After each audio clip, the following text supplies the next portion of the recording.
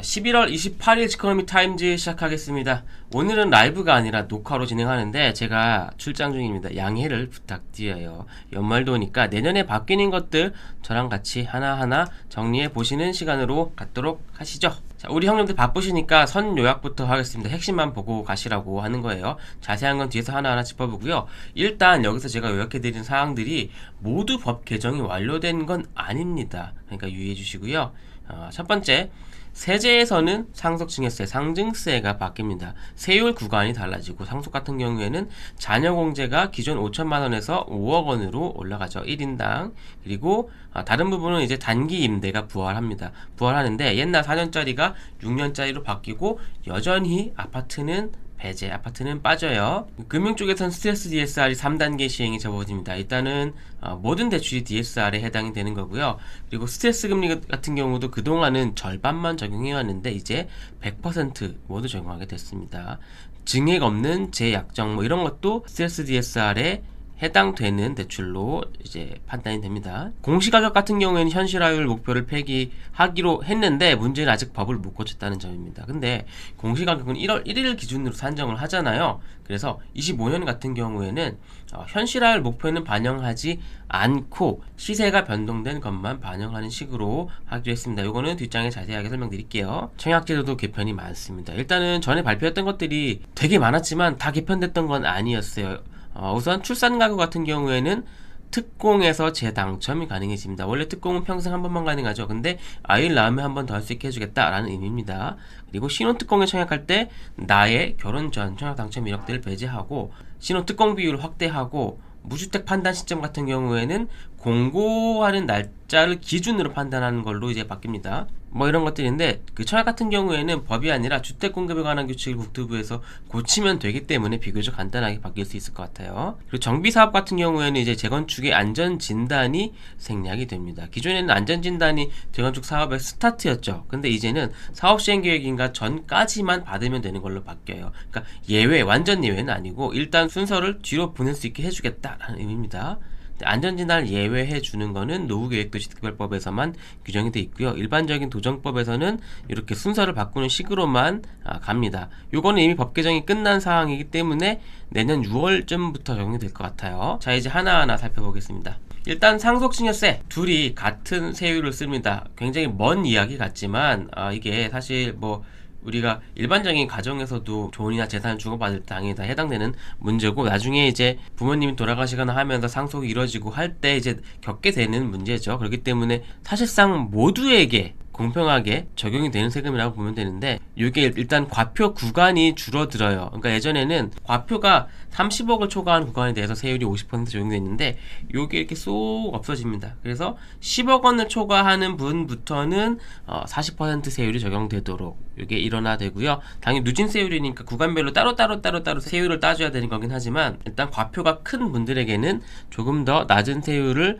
적용하게 될 수 있는 방식으로 바뀝니다. 7월에 전기세법 개정안에서 발표됐던 내용인데 아직 법 개정이 이뤄지진 않았고요. 하지만은 내년 중에 이뤄질 가능성은 있으니까 유심히 보시기를 바라겠습니다. 그리고 상속세 같은 경우에는 조금 더 큰 개정을 하죠. 공제 부분을 많이 건드렸는데 그동안은 상속세가 1+2 혹은 1+3 이렇게 해서 어떤 조합으로 내가 공제를 받을까 선택하는 방법이었습니다. 일단은 배우자 공제가 기본으로 5억이 들어가죠. 그리고 기초공제 2억 원 플러스 자녀 1인당 5천만 원을 할 것이냐 아니면은 그게 좀 규모가 작다라고 하면은 일괄공제 5억 원을 받아버릴 것이냐 해가지고 1+2 혹은 1+3 둘 중에 선택을 하는 방식이었습니다. 근데 앞으로는 이제 자녀 공제가 1인당 5억 원으로 바뀌게 돼요. 아직 개정 안 됐지만 정부가 이렇게 목표를 하고 있다는 거죠. 이렇게 되면은 저처럼 외아들인 집에서 만약에 제가 상속을 받게 된다 라고 했을 때 배우자 공제 5억 원 그러니까 요거는 이제 만약에 아버지가 돌아가셨으면은 어머니에 대한 공제 5억 원 적용되는 거죠. 그리고 기초공제 2억 플러스 자녀 1인 5억 해가지고 7억 플러스 5억이니까 여기서 12억을 공제받을 수 있게 되는 거죠. 우리 가족이. 그런데 기존에는 기초공제 2억 플러스 5억이 아니라 기초공제 2억 플러스 5천만 원이었기 때문에 2.5억 플러스 5억 해서 1+2를 선택하면은 공제 규모가 7억 5천 밖에 안 됐어요. 그래가지고 보통은 이렇게 선택해서 간단 말이죠.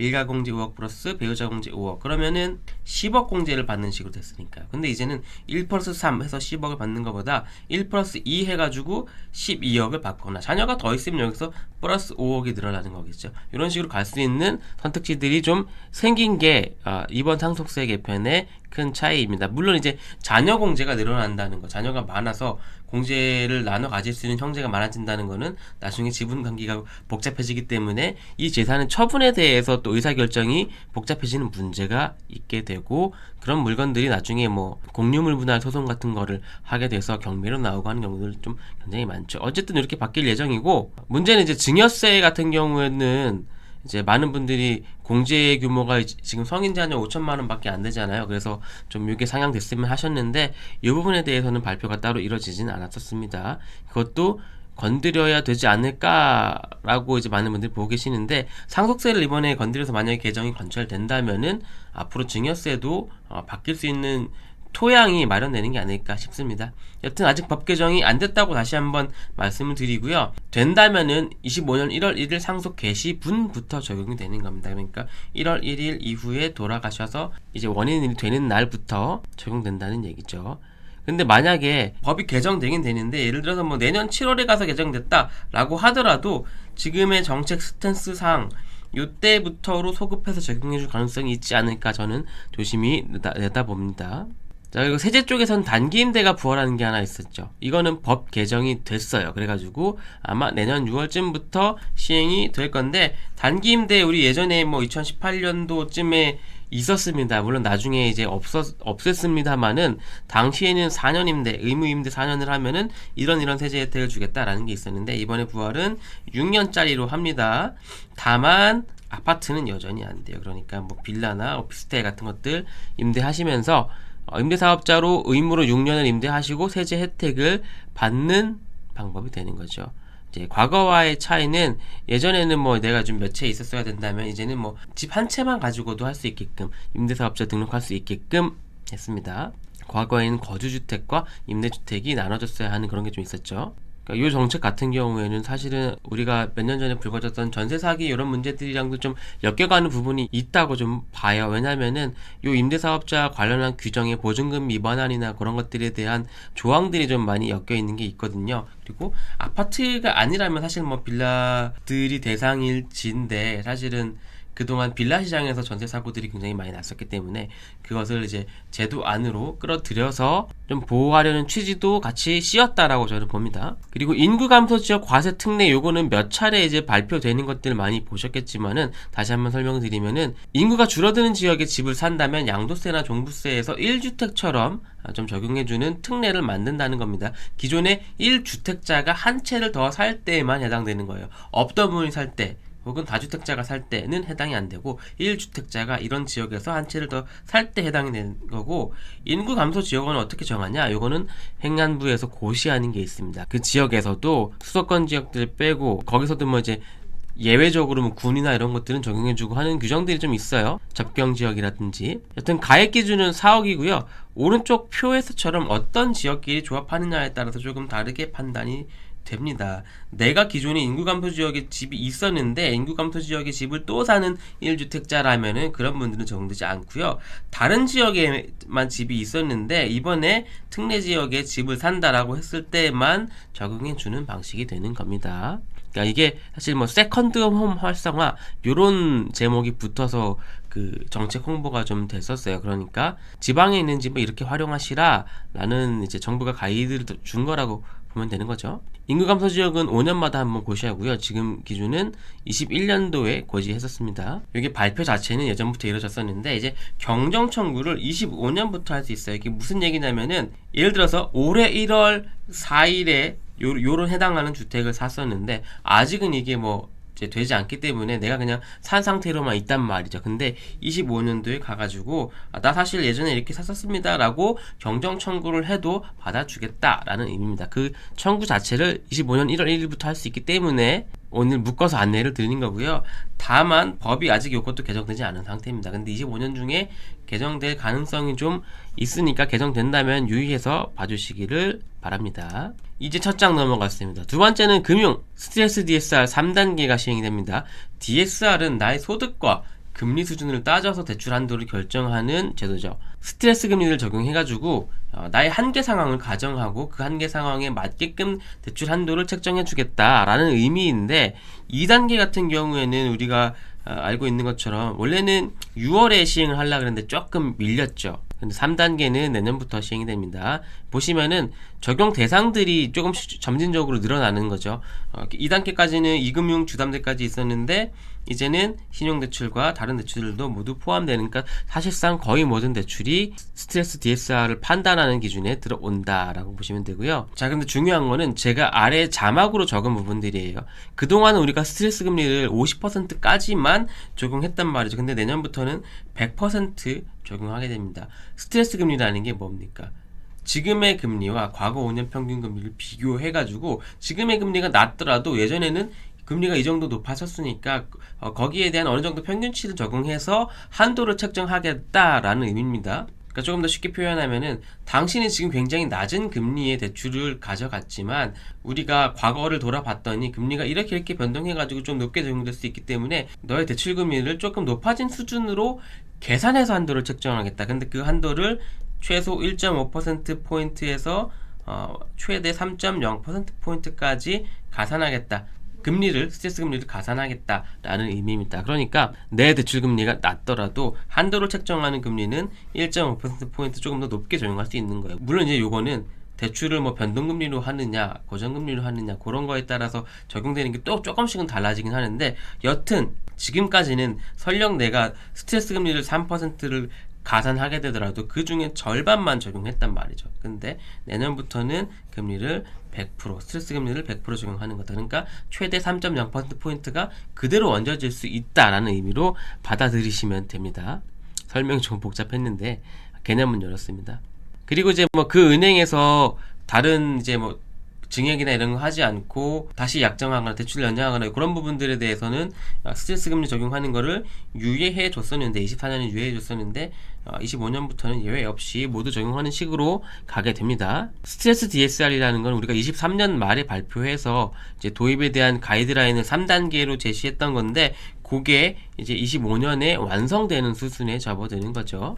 자, 그리고 공시가격 부분도 이제 큰 변화가 있을 예정인데 일단 상황을 하나만 정리하자면은 지난 정부에서 우리가 공시가격의 현실화율을 목표로 세우고 요 표대로 뭐 아파트 혹은 단독주택 그리고 가격대별로 점진적으로 해마다 시세 반영률을 이렇게 적용하겠다라는 목표를 세운 바 있습니다. 시세 반영률이라는 건 무슨 소리입니까? 지금 공시가격은 이런데 시세는 이렇고 해가지고 공시가격이 시세를 많이 반영하지 못한다는 지적이 과거에 꾸준히 많았기 때문에 공시가격이 시세에 어느 정도는 수렴하도록 가격이 높은 주택일수록 시세에 많이 수렴하도록 이제 점진적으로 높여가는 게 이제 공시가 현실화율이죠. 근데 이제 이게 어떤 문제가 있었냐면 만약 시세가 멈춰 있더라도 현실화율은 점점 해마다 높아지기 때문에 시세가 멈춰 있더라도 공시가격은 오르게 되고 이게 자칫하면은 집값이 떨어지는 시기에는 공시가격은 1년에 한 번 산정하니까 시세와 공시가격이 역전된다거나 혹은 세금 부담이 너무 높아지는 부작용들이 있었기 때문에 여기에 대해서는 좀 이제 이번 정부 출범부터 공시가격 현실화율 목표를 폐지하겠다라고 공언했었는데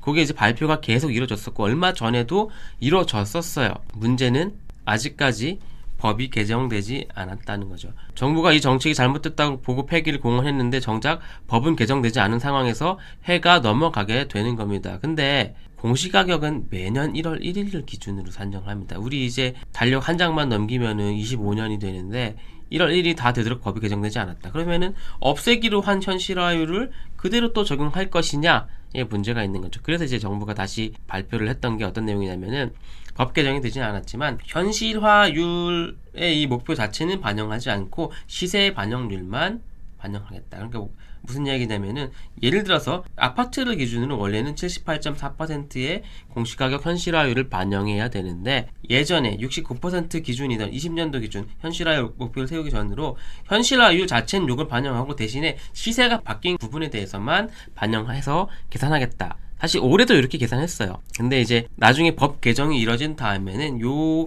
시세 변동을 반영하는 방식도 이렇게 바꿀 거다라고 하는 건데 일단 요거는 현재 기준으로는 반영하지 못하고 대신에 이렇게 20년으로 현실화율을 환원한 것만 반영하고 또 이제 시세가 바뀐 부분 이렇게만 반영하게 될 것 같습니다. 그러니까 25년 공시가격은 약간 임시 조치라고 이해를 해주시면 될 것 같아요. 임시로 시세 반영률을 20년 수준으로 돌리고 시세 변동만 반영하는 것으로요. 만약에 시세 반영률을 원래 25년 기준으로 반영하고 시세 변동도 한꺼번에 반영한다면 24년도에 집값이 많이 올랐기 때문에 그 많이 오른 시세에 대한 반영과 그리고 공시가격을 시세에 수렴하게 하도록 한 이 목표까지 반영되면은 세금 부담이 엄청 높아지는 수순이었겠죠. 만약 원래 그렇게 했다면. 자, 청약 쪽에서도 변화가 많은데요. 사실 다 발표했던 것들이고 아직 개정이 안 이뤄졌을 뿐입니다. 근데 요건 앞에서 봤던 것들이랑 다르게 법 개정이 아니라 국토부가 주택 공급에 관한 규칙만 개정하면 되기 때문에 비교적 쉽게 빨리 현실화가 될 수 있을 것 같습니다. 내년 중에 어떻게든 반영이 될 것 같아요. 우선 특공 같은 경우에는 원래 평생 한번 가능했는데 아이를 낳는 가구는 다시 한번 기존 주택을 파는 조건으로 가능하도록 바꿀 예정입니다. 그러니까 전반적으로 약간 결혼하고 아이 낳는 분들을 지원할 수 있도록 제도가 많이 개정되고 있고 앞으로도 이렇게 남아 있는 거예요. 또 신혼특공에 청약할 때 같은 경우에는 지금 어디까지 개정되어 있냐면 배우자의 당첨 이력을 배제하는 것까지는 개정이 되어 있죠. 이제 나의 당첨 이력도 배제해 줍니다. 나의 청약 당첨 이력도 배제해 주는 식으로 갈 거고 신혼특공 비율 같은 경우에는 민간에서 18%인데 이제 23으로 높입니다. 참고로 이제 생애 최초는 공공주택이 25%고 민간에서는 공공택지만 19% 그리고 이외에는 9%인가 그렇게 적용되죠. 그래서 신혼특공 비율하고 비교해보면 신혼특공의 비율이 굉장히 높게 와닿을 수 있습니다. 최대 차는 뭐 29대 9% 이렇게 물량적인 차이가 날 수 있다는 거예요. 뭐 예를 들면 서울 재건축 이런 데서. 그리고 신혼 특공에 청약하려면은 이제 무주택 세대 구성원이어야 되는데 무주택이라는 걸 언제 기점으로 판단할 거냐. 원래는 우리가 이제 결혼 이후에 무주택 이런 것들을 했었는데 딱 그 아파트가 공고하는 시점에 너희가 무주택이면 된다로 바뀔 예정입니다. 무슨 소리냐면 우리가 결혼할 때부터 집이 있었어요. 뭐 심지어 많았어. 그렇더라도 청약하려는 아파트가 공고 났을 때 그날을 기준으로만 집이 없었으면은 신혼특공에 대한 자격을 주겠다. 그리고 신생아 우선공급 같은 경우에는 민간과 공공에서 투트랙으로 바뀝니다. 그러니까 민간 분양 같은 경우에는 신생아 우선 공급만 있고 신생아 특별 공급은 없었어요. 맞죠? 그래서 기존에 존재하는 신생아 우선 공급 안에서의 비율을 조정합니다. 여튼 많이 늘리는 걸로 조정이 돼요. 여기서 조정이 되면은 여기 추첨제가 좀 줄어들 가능성이 좀 있겠죠. 그러니까 앞으로는 1번은 소득이고 그 소득이 적은 분 안에서도 뭐 아이가 있느냐에 따라서 특공에서의 당첨, 당락이 많이 갈릴 수 있겠고요. 공공분양 같은 경우에는 이제 신생아 특공이 따로 있잖아요. 근데 일반 분양 안에서 또 소득 기준으로 막 이렇게 나눌 때 그 안에서 신생아 있는 집에 우선으로 주는 민간 분양에 이거 같은 요게 없거든요. 공공분양에는. 근데 공공분양에도 일반 공급 물량의 절반을 신생아 우선 공급으로 빼겠다라는 조치를 발표한 바 있습니다. 그러니까 공공분양은 앞으로 정말 결혼 안 하고 아이 없고 혼자 사시는 저 같은 이제 독거 청년들이 당첨을 누리기는 매우 어려운 구조로 가게 됩니다. 복잡하죠?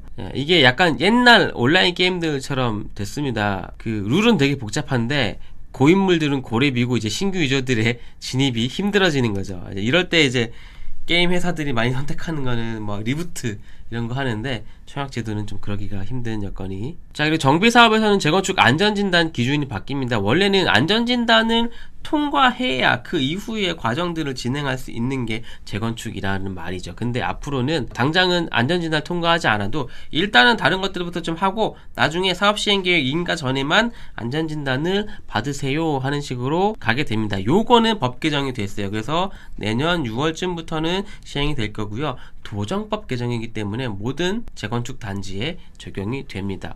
안전진단 면제 아니었나요? 라고 물어보시는데 면제는 노후계획도시 특별법, 그러니까 일기 신도시 같은 곳들에 대해서 재건축을 진행할 때 안전진단을 안 받을 수 있게끔 해주는 거고 일반적인 도정법에서는 면제가 아니라 시기를 좀 넓게 봐주는 당장을 생략하고 진행할 수 있게 해주는 그런 정도라고 이해를 하시면 됩니다. 근데 이렇게 생각할 수도 있겠죠. 우리가 안전진단 일단 안 받고 사업을 막 진행했는데 사업시행인가 하기 전에 안전진단 받아봤더니 떨어지면 어떻게 합니까? 그러면은 기존에 진행했던 거 다 매몰병 아닙니까? 라고 보실 수 있는데 안전진단의 기준 자체가 많이 쉬워지기도 했고 허들이 낮아지기도 했고 지자체의 재량권을 많이 주고 있기 때문에 만약에 그 아파트가 안전진단에서 떨어지기가 굉장히 힘든 구조인데 떨어진다라고 하면은 그 지역 지자체장님도 선거에서 떨어질 확률이 굉장히 높겠죠. 다음 선거에서. 근데 사실 이제 집이 튼튼하면 좋아야 되는 건데 우리는 안전진단 통과, 집이 튼튼하지 않다는 소식에 이제 열광을 하고 있습니다. 어쨌든 법 개정이 끝난 상황이기 때문에 안전진단은 6월에 바로 적용이 됩니다. 자, 오늘은 저희가 부득이 녹화본으로 인사를 드렸는데 매주 11시에 라이브 하고 있는 거 아시죠? 다음 주에 만약에 속보가 없다면 똑같이 이 시간에 찾아뵙도록 하겠습니다. 마치겠습니다. 그럼 이만 총총.